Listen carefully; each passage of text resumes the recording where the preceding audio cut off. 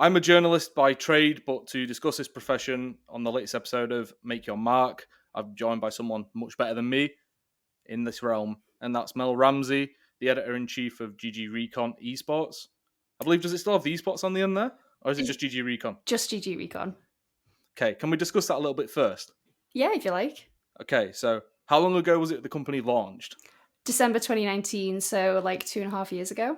Right, and it launched, from my memory, as almost explicitly an esports publication, right? Yeah. And now it's shifted to be, in my mind, probably, it seems like 80% games, casual games, more casual side, and like 20% esports. One, am I wrong about that? Two, what's the reasoning behind that strategy change?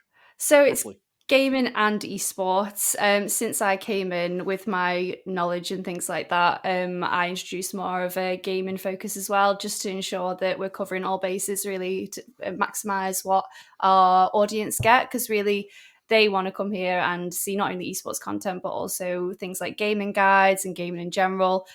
So yeah, just really broadened that when I came in. Is there a big crossover of people who read like a guide and also an interview with a player, like a competitive player? No, but we like to ensure that there's a little bit of something for everyone. So, like, for example, a Rocket League fan isn't going to want to read the same kind of things as a League of Legends fan generally. Mm-hmm. So it's just ensuring that the content is tailored for each of them different audiences. Right, but then you could also say maybe like gaming fans also want to read about F1 because Lando's big now and F1's come up. So why wouldn't you expand to that as well? Well, the data says that that's what they want, then we'll give it to them. Oh, really? And then it would be just like, you'd have to get GG out of there because that's a gaming term. It'd just be recon. To be fair, we cover things like racing sims and things like that. So, yeah, maybe there could be a It's not crossover too there. far Who off. knows? Who knows? Maybe we'll do a side brand.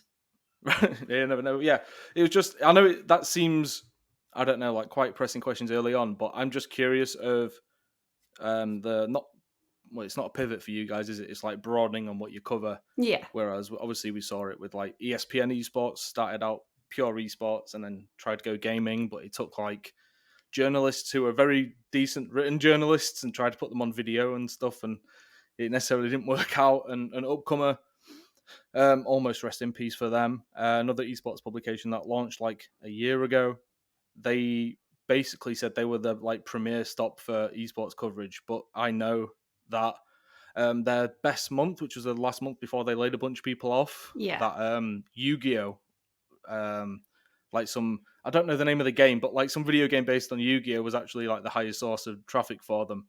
So I think it's evident at this point, like there needs to be more than just esports coverage at a website for it to work. Yeah, but I think that's pretty obvious, isn't it? Because there's been so many publications that are esports focused, as you said, that have eventually had to diversify. There is a reason for that. So it's just ensuring that you've got the content for the people who want it, really. It's simple as that to me. I don't think it's changing away from who GGRecon is or wants to be when you're just giving more of an offering to the audience. Mm-hmm. The only publication I could think of that stayed true to just esports that I can really think of, and that hasn't been acquired and rolled into other things, is Esports Insider. Yeah. That's the only one I can think of, but I mean, it's a weird one with them because they're an events company masquerading as a publication. Or well, the publication's more like marketing for the stuff they do outside of it, which actually brings in the money, you know. But yeah, could they get more page views if they did more stuff about gaming? Yeah. So maybe that's something they'll look at in the future. Yeah, but They go also hand in hand. I don't think they're a million miles away from each other. community-wise, maybe they are sometimes, depending on which it is. I think Overwatch is probably a big overlap between casual and competitive fans and readers. Yeah. But I think on other titles it's a bit harder on that front. But also, if I find it tough to imagine like an ESI moving into gaming more, because the moment you go from esports business, which is a niche of a niche, to gaming business, you're then like tapped into a really huge industry.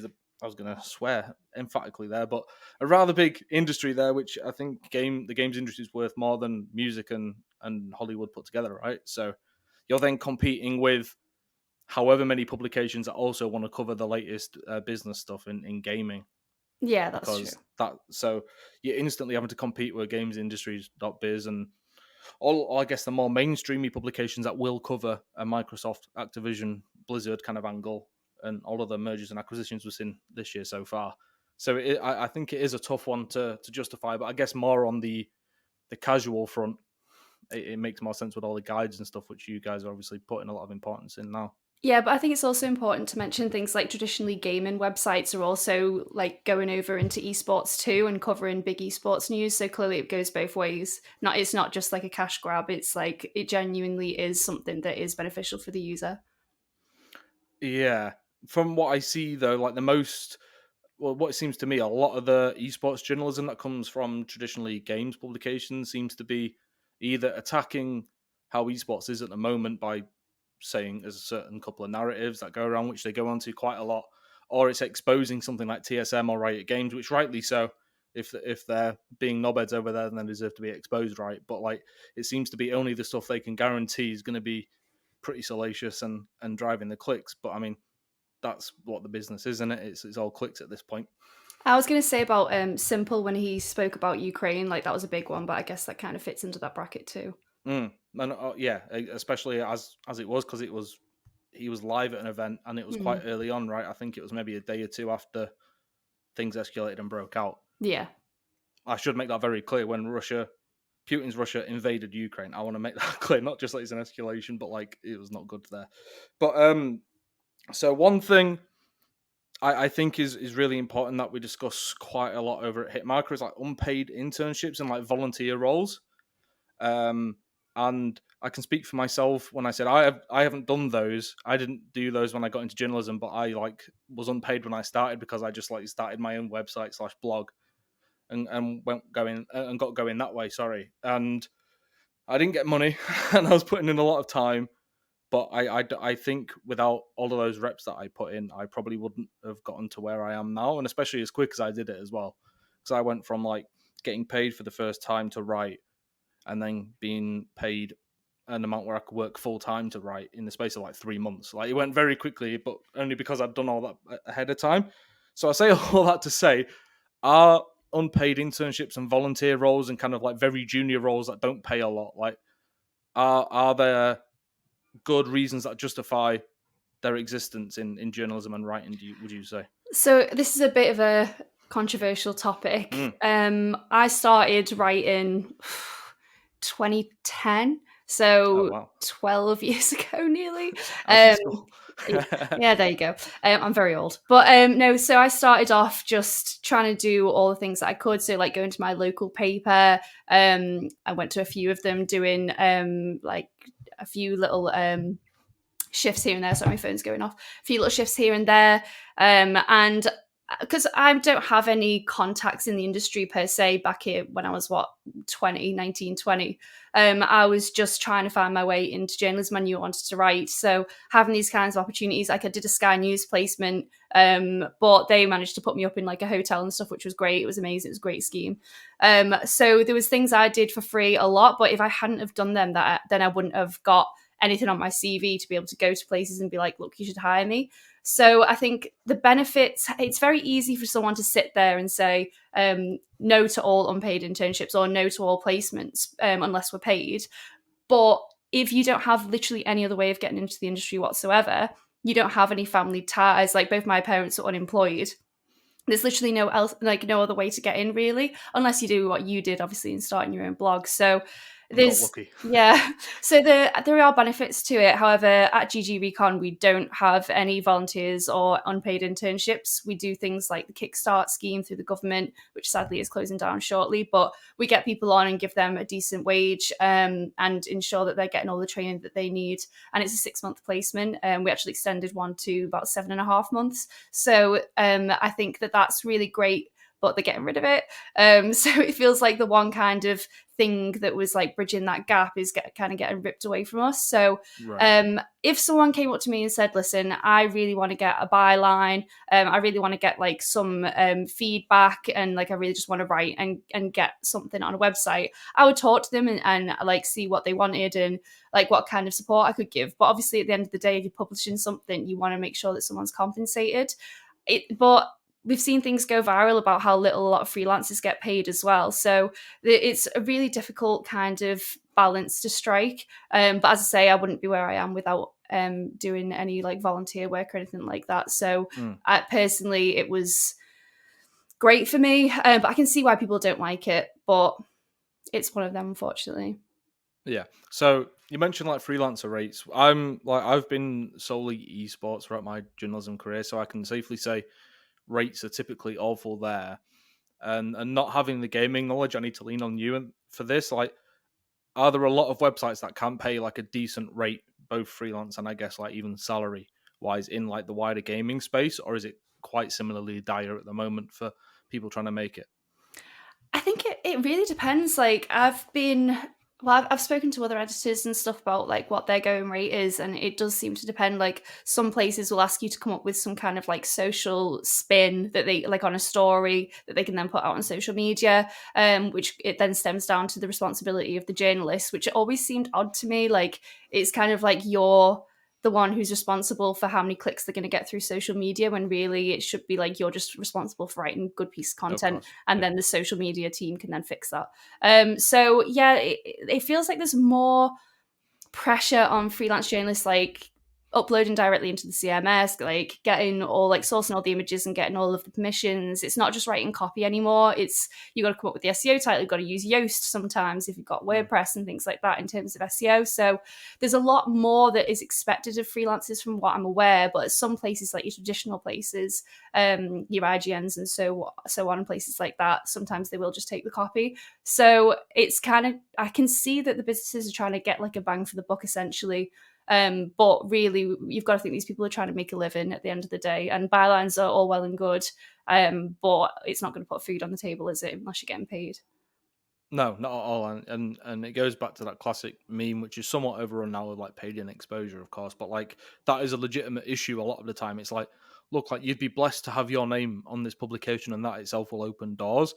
And I can see the merits to it. As I say, I worked to get into it a little bit. I was working a full-time job, and then from about 6:30 in the evening to 2 a.m. I would write, and then I'd wake up at Wow. 6 a.m.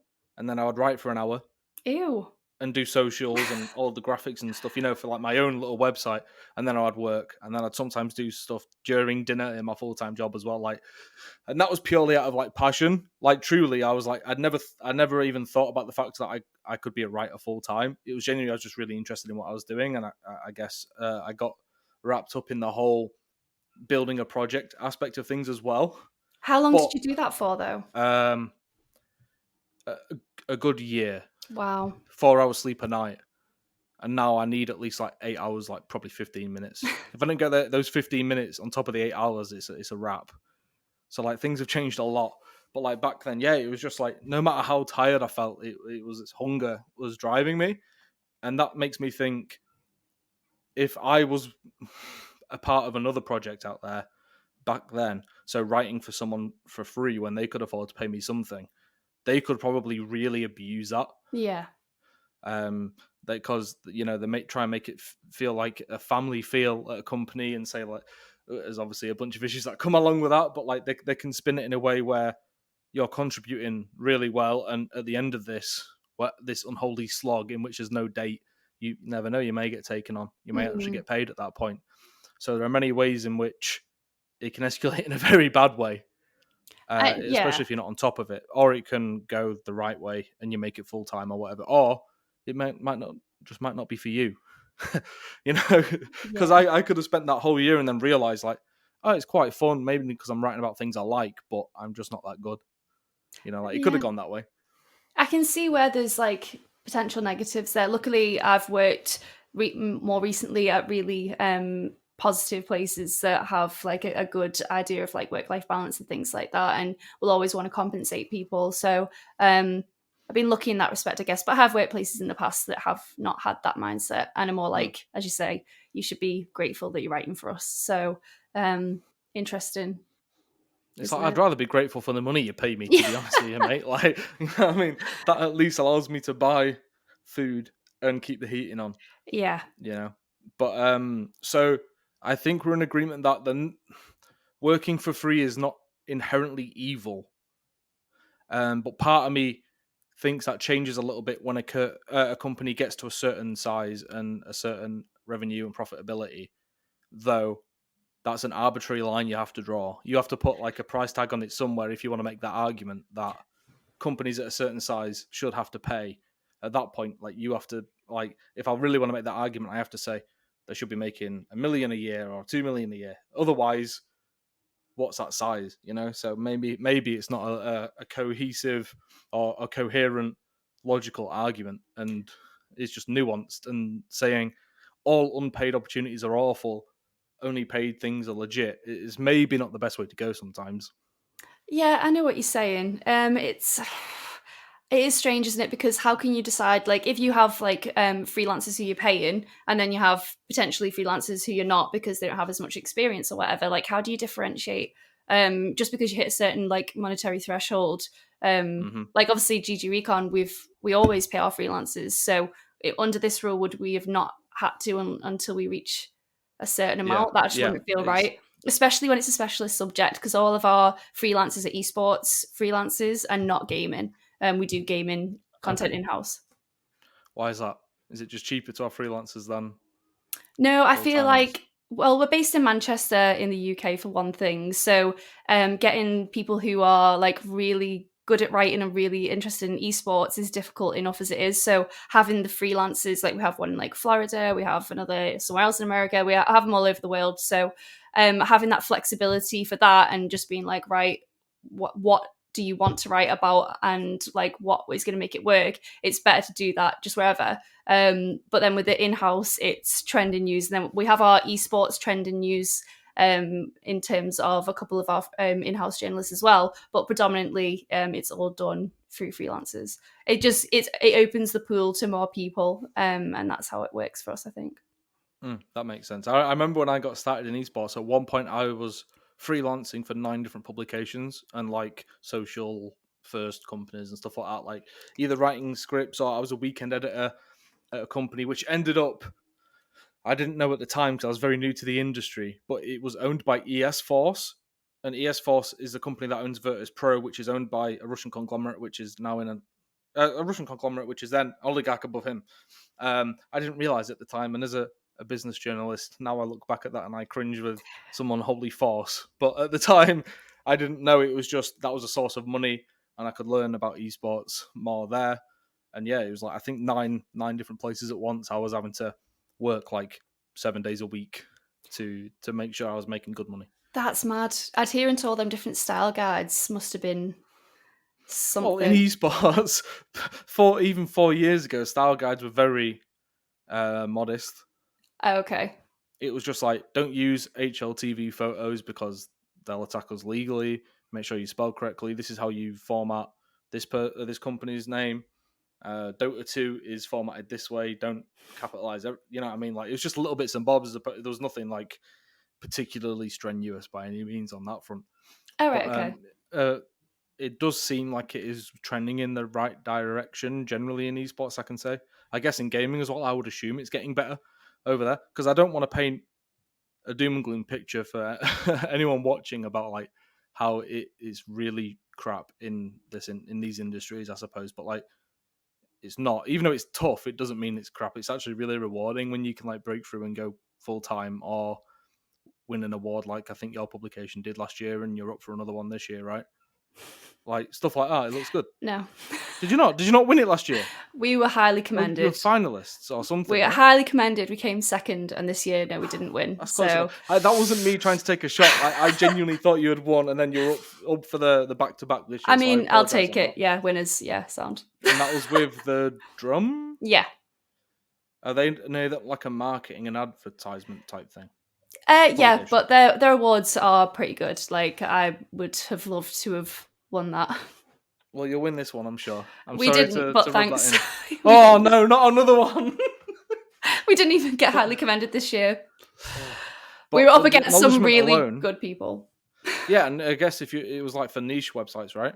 Yeah. So you're going up against niche websites from other industries. It's much harder than just like esports versus esports or gaming versus gaming. Yeah. You know what I mean? I'll put us forward for some of them this year. We'll go for some gaming ones. MCV or something. Yourself forward. I write them.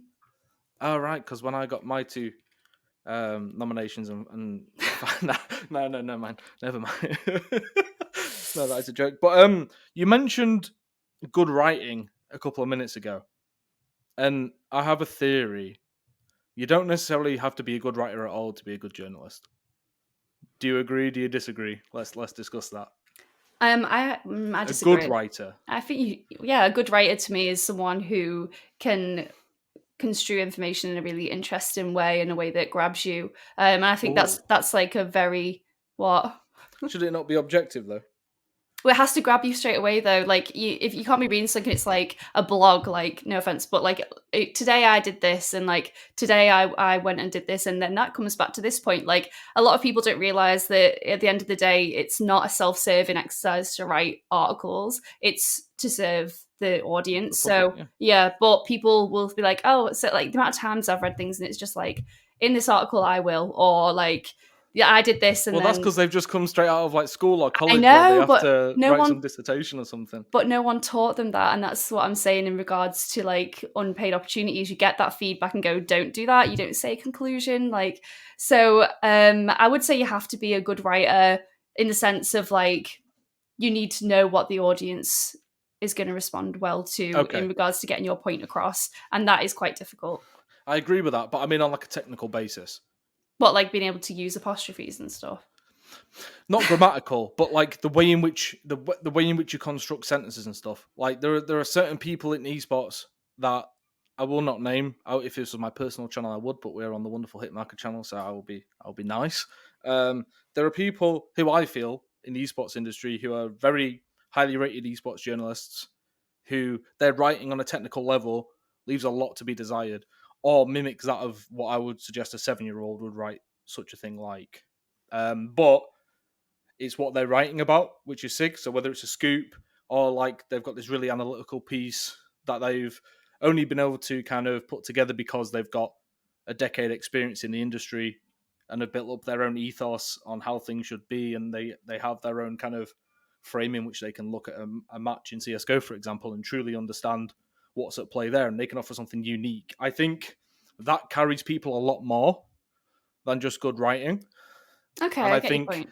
that works for them despite their writing on a technical level not being good. Like, sure, maybe their apostrophes are shite, and like they could do with shortening some sentences and changing up the cadence there.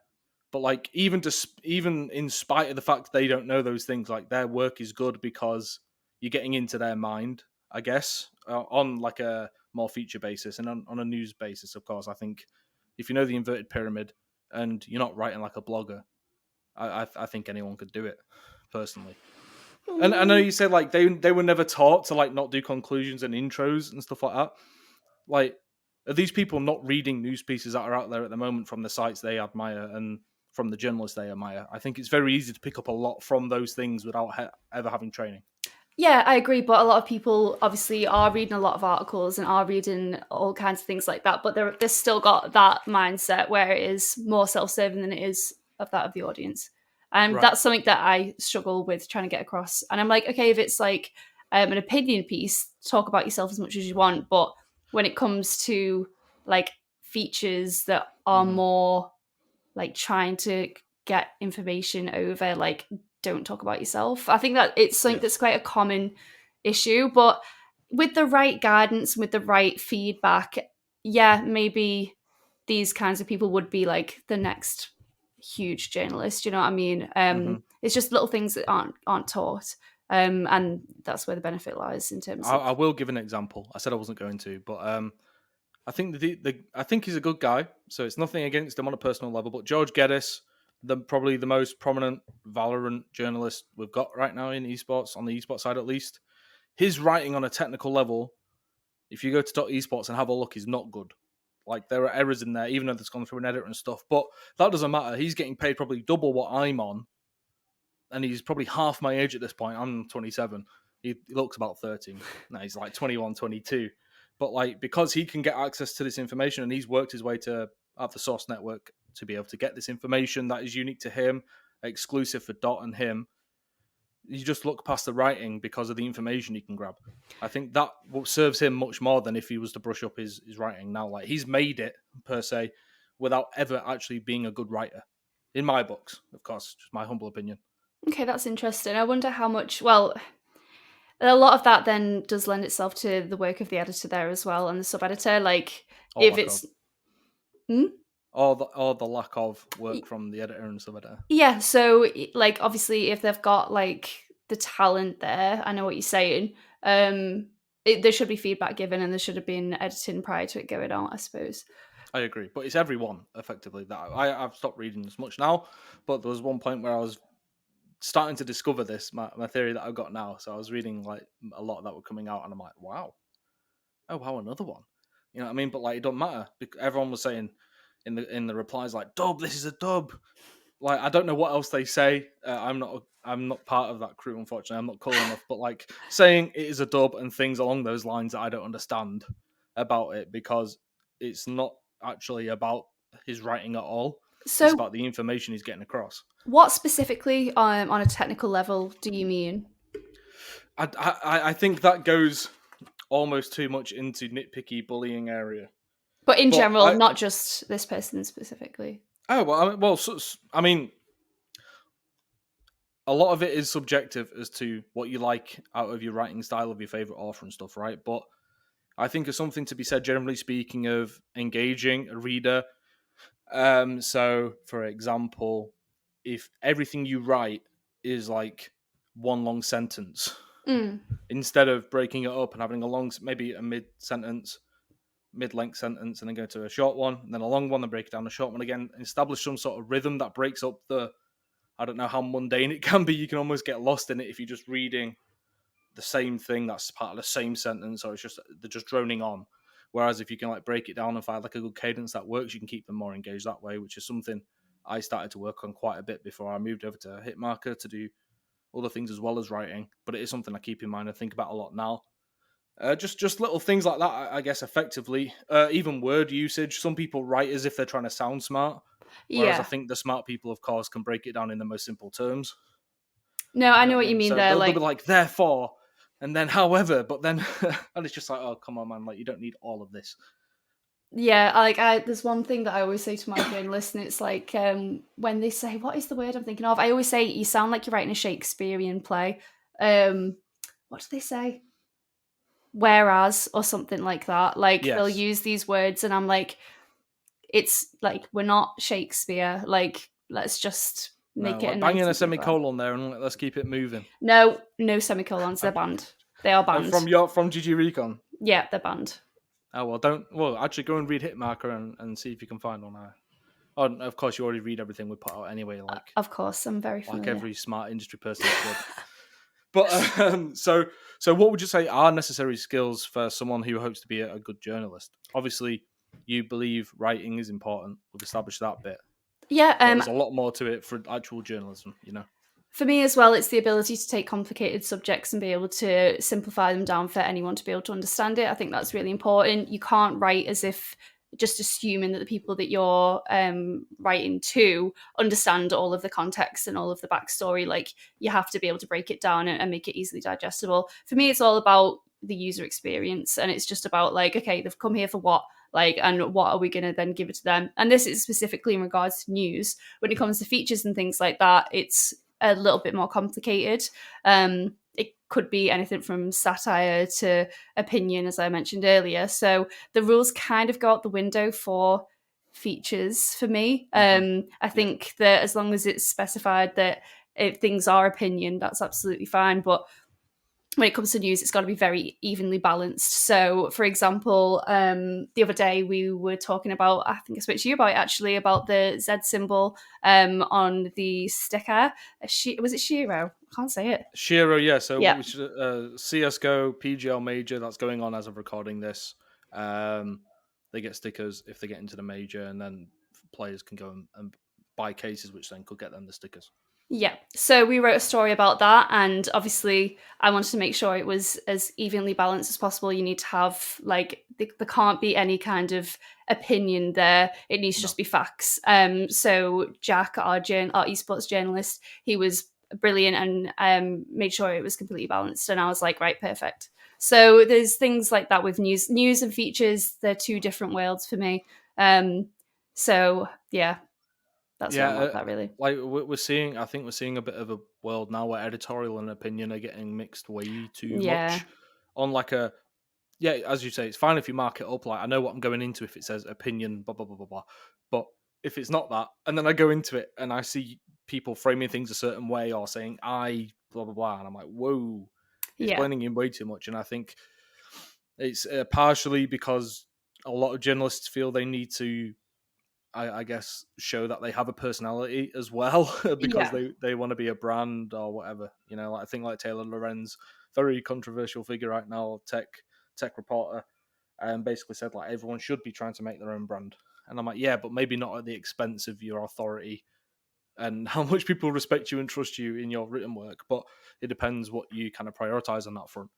And No, again, that's what I think. I think she's some people that will agree with her are quite self-serving with what they do as well. They think like they're writing because they think what they have to say is important, as opposed to I think the public or the readers need to see this side of things. You know? yeah, I think, yeah, because was it Richard Lewis the other day who did that tweet about the lines being blurred between influencers Yes. and journalists? Yeah. So I found that really interesting because that's something I have noticed. And honestly, I feel like there's a correlation between when Twitter opened up its verification process to where more journalists now think that they're influencers. So it's kind of interesting to see that, I think. But at the same time, like, you've got to have a humanity aspect of you for like, because if you want people to read your content, you want to be, I guess, likable, or we want to be like controversial, or you want to Mm-hmm. be funny or whatever. So it's not just so much that you can just present your articles without comment anymore. You need to also be actively engaging in different things and the community. If the community doesn't see you as part of it, why would they then read your opinions on it? Mm-hmm. And that's why I'm irrelevant now because I This isn't refuse to about blur those you. lines. No, I'm saying I refuse. No, I'm just saying based on that, I'm not like. calling you out. No, I'm calling myself out. I've just called myself irrelevant because I refuse to blur those lines and try and become like some top tier memer because I feel that like authority is one of the biggest currencies as a journalist, I suppose, in your reputation. But then would you say that everything you ever tweet is serving your career as a journalist? I didn't even get to finish my point before you hijacked Oh, that. sorry, I But thought you had. no, it's tough, right? And I think it is a tough one, and I understand that. But I all I was going to say was I feel the meme lords and the people who want to be really shit posty, realistically, and be part of that community and integrate so people then care about what they have to say. I think that if not most of the time, if not done correctly, could lead to you not being seen as an authority too much, or like we can't trust you because is what you're saying a joke right now or not? You know what I mean? There's a line. The line there, I feel, is your reputation, and like a lot of my work, especially back when I was really trying to crack on with like investigative journalism stuff, was like I had a really good reputation among people. Like I'm level-headed. I try and see through the shit as much as possible. I'm not making jokes of everything. I'm not lying. Like 100% record with scoops, stuff like that. That stuff's much more important to me than how many Twitter followers I had. You know, whereas now I think some people are maybe twisting it the other way, and they go, I want to build my brand, so I have more people who can read my articles. So therefore, I need to do all of this extra shit on socials and videos, and I need to stream and have a YouTube channel as well. And then from there, whatever. I think it's a tricky one on that front. So would you not say that your favourite person in the world, Wooloo, has actually gone about it the right way because you've built up your audience I without, don't like it that way, really, but you're building up an audience and being involved with that community for them then to read your content, and not, well, I know he's now released his name, but like prior to that, he could have been like a qualified journalist no one would have ever known. yeah. Fair play. I mean, I don't think there's necessarily right or wrong way. It's just how I feel, I suppose. But it's good that Upcomer forced him to put a picture out there Yeah. and his name and tie that to his work. I personally would prefer it if he did that with his Twitter account, but that's just me, you know. A But journalist, their also, name always has to be on it. So oh, for God, yeah. But I can think of one person who I think is a good person, um, and I think does some good work. And I think they call themselves Megalodontis. They're like in the European League of Legends scene. I think they do some work for esports news UK and right. a couple of others, like big on the regional leagues Yeah. for EU. And I think I'll say they to be I don't know. I don't know who they are, their identity, but like they have not put it out there. But then I've seen some like more off-season scoops and stuff in recent times, and that makes me feel uneasy. And we've DM'd and spoken about it, and I'm like, look, I can respect your work, but also I don't trust you anywhere near as much as I would someone who had skin in the game via their actual identity to tie it to. It's not like you're Yeah. reporting on a war. You're reporting on one player in Europe going to another player in Europe to play League of Legends.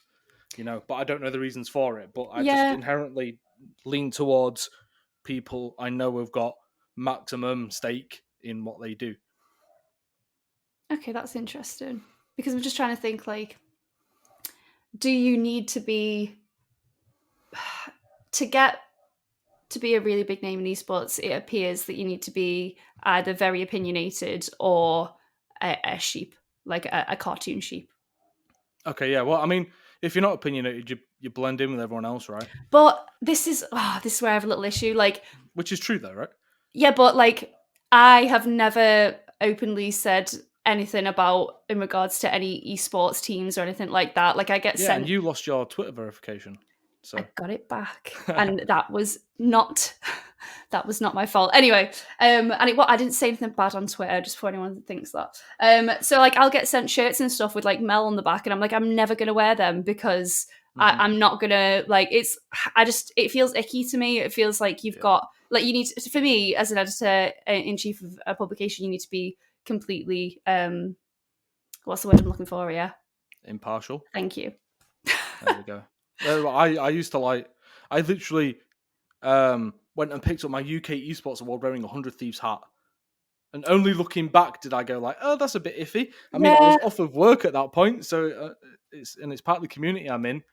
But like, yeah, I turned down the offers of free things. Yeah, it just doesn't feel right. But then at the same time, like obviously, as we've spoken about this before, I wasn't into esports before I worked here. So, and I must be quite unusual because most people love an esport or a team or whatever, and then that's how they then get into esports journalism. Yeah. So you can't not show who you were favoring, I guess, in that sense, unless you go back and delete all of your tweets. But for me personally, it just feels icky.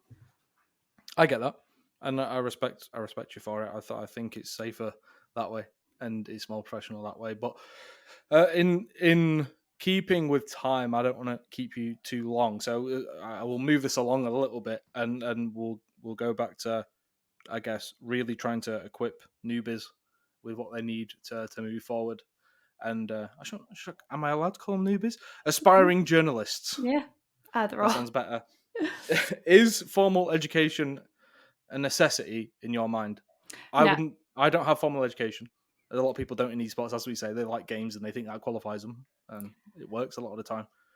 Some of the most successful people I know did not have formal education. However, this is true. It does feel like now more than ever, publications are looking for people who have NCTJ qualifications, which is National Centre for Training of Journalists, which comes with most journalism degrees, definitely at Staffs where I went, and that's what I did. But you can do an NCTJ separately. You can do it as like a separate course for like, I think it's about 400 quid. So do you need it? No. Would I have the opportunities that I did have without it? No. So for me personally, it got me out of the little town that I was living in. It got me around more people, got me speaking and making contacts with people.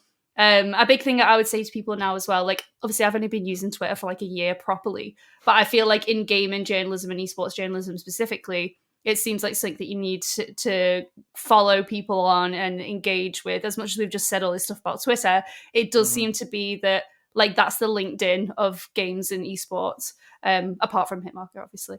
But so it's as justifying jobs, so I'll let you know that. So it is interesting to see that's how people are building up their communities and like the contacts and things like that. So that would be the advice I give you. I don't think you need to have a formal education. However, if you want to go into like Sky Sports or anything like that, you will need your NCTJ. And a lot more places are now requiring that, even at entry level positions. Right, and outside of the, I guess, the front of needing it to get into companies, what on like an actual ability and skill basis and knowledge basis, do you think it's worth it?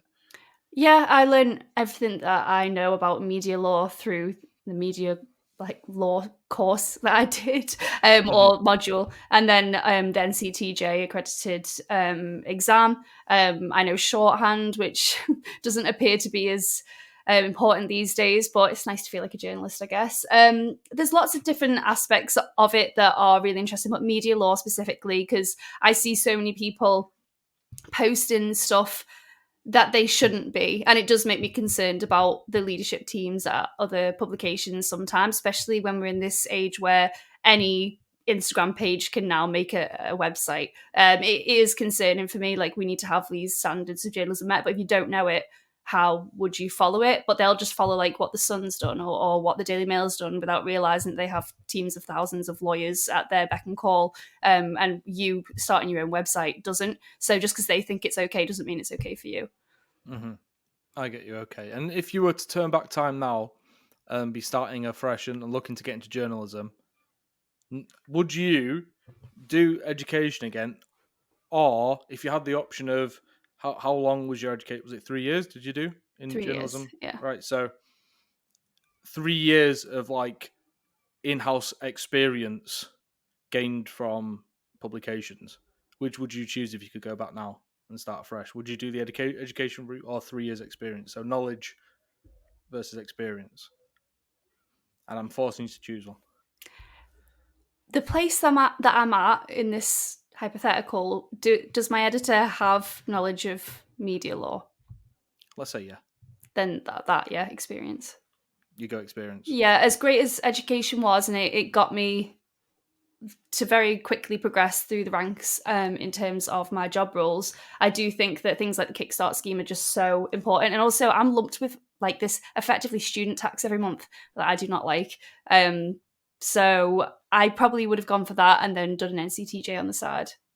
Okay, that's good to know. Maybe I one day will get some sort of qualification to say, hey, I should actually be a journalist because I am absolutely frauding it for 4 years at this point. And Yeah, but you got an award, I haven't been in so trouble. I haven't done anything that I guess breaches media law as far as I'm aware, but I don't know it too well. So I I'm credit sure you're fine. appropriately and don't steal images off of Getty.